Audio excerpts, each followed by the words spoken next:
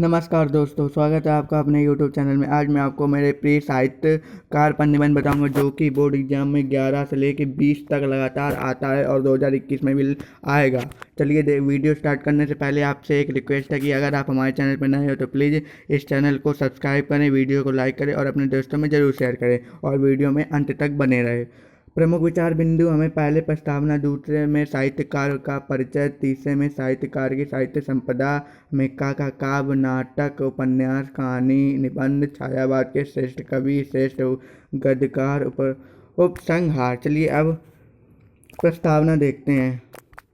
प्रस्तावना में हम लिखेंगे, संसार में अपनी अपनी रुचि होती है। किसी व्यक्ति की रुचि चित्रकारी में है तो किसी की संगीत में, किसी की रुचि खेल कूद में है तो किसी की साहित्य में। मेरी अपनी रुचि भी साहित्य में रही है। साहित्य प्रत्येक देश और प्रत्येक काल में इतना अधिक रचा गया है कि उन सबका परायण तो एक जन्म में संभव ही नहीं है। फिर साहित्य में भी अनेक विधाएं हैं, कविता, उपन्यास, नाटक, कहानी, निबंध आदि। अतः मैंने सर्वप्रथम हिंदी साहित्य का यथाशक्ति अधिकाधिक अध्ययन करने का निश्चय किया और अब तक जितना अध्ययन हो पाया है उनके आधार पर मेरे सर्वाधिक प्रिय साहित्यकार हैं जयशंकर प्रसाद। प्रसाद जी केवल कवि ही नहीं, नाटककार, उपन्यासकार, कहानी और निबंधकार भी हैं। प्रसाद जी ने हिंदी साहित्य में भाव और कला, अनुभूति और अभिव्यक्ति, वस्तु और शिल्प सभी क्षेत्रों में युगांतरकारी परिवर्तन किए। उन्होंने हिंदी भाषा को एक नवीन अभिव्यंजना शक्ति प्रदान की है। अब इसके बाद हम नेक्स्ट लिखेंगे, इन सब ने मुझे उनका प्रशंसक बना दिया और वे मेरे प्रिय साहित्यकार बन गए। साहित्यकार का परिचय। श्री जयशंकर प्रसाद जी का जन्म सन 1889 ईस्वी में काशी के प्रसिद्ध सुंगनी साहू परिवार में हुआ था। आपके पिता का नाम श्री बाबू देवी प्रसाद था। लगभग 11 वर्ष की अवस्था में ही जयशंकर प्रसाद ने काव्य रचना आरंभ कर दी थी। 17 वर्ष की अवस्था में उनके ऊपर विपत्तियों का पहाड़ टूट पड़ा। उनके पिता माता व बड़े भाई का देहांत हो गया और परिवार का समस्त उत्तरदायित्व उनके सकुमार कंधों पर आ गया। गुरुतर उत्तरदायित्वों का निर्वाह करते हुए एवं अनेक महत्वपूर्ण ग्रंथों की रचना करने के उपरांत 15 नवंबर 1937 ईस्वी को आपका देहावसान हुआ। 48 वर्ष के छोटे से जीवन में उन्होंने जो बड़े बड़े काम किए उनकी कथा सचमुच अकथनीय है। फिर हम नेक्स्ट लिखेंगे, साहित्यकार की साहित्य संपदा।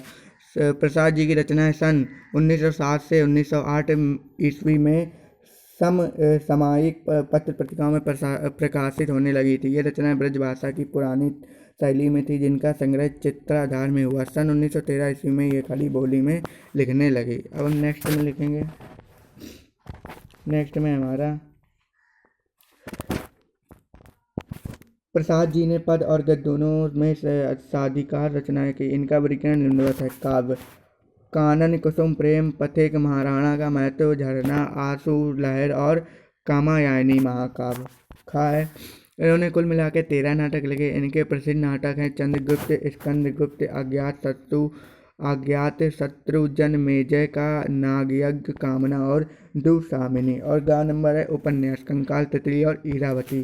कहानी में प्रसाद जी की विविध कहानियाँ के 5 संग्रह हैं: छाया, प्रतिध्वनि, आकाशदीप, आंधी और इंद्रजाल। निबंध है, प्रसाद जी ने साहित्य के विविध विषयों से संबंधित निबंध लिखे जिनका संग्रह काव्य और कला तथा अन्य निबंध। फिर है हमारा छायावाद के श्रेष्ठ कवि।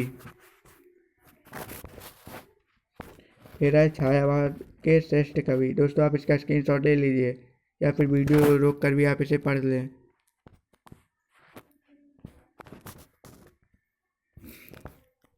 आप इनका स्क्रीनशॉट ले लें। दोस्तों ये मोस्ट इम्पोर्टेंट है, ये 2021 में भी ज़रूर पूछा जाएगा। ये देखिए, आप इनका स्क्रीनशॉट ले लीजिए। उपसंहार में लिखेंगे, पद और गद्य की सभी रचनाओं में इनकी भाषा संस्कृत तनिष्ठ एवं परिमार्जित हिंदी है। इनकी शैली आलंकारिक एवं साहित्यिक है। कहने की आवश्यकता नहीं है कि इनकी गद्य रचनाएं में भी इनका छायावादी कवि हृदय झांकता हुआ दिखाई देता है। मानवीय भावों और आदर्शों में उदारवृत्ति का सृजन, विश्व कल्याण के प्रति इनकी विशाल हृदयता का सूचक है। हिंदी साहित्य के लिए प्रसाद जी की एक बहुत बड़ी देन है। प्रसाद की रचनाओं में छायावाद पूर्ण पौर्णता, शालीनता, गुरुता और गंभीरता को प्राप्त दिखाई देता है।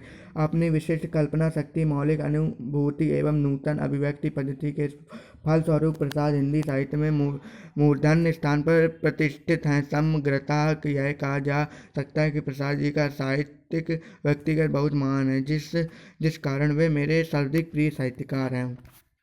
दोस्तों, अगर ये आपको वीडियो पसंद आए तो प्लीज़ हमारे चैनल को सब्सक्राइब करें, वीडियो को लाइक करें और अपने दोस्तों में ज़रूर शेयर करें। वीडियो देखने के लिए बहुत बहुत धन्यवाद।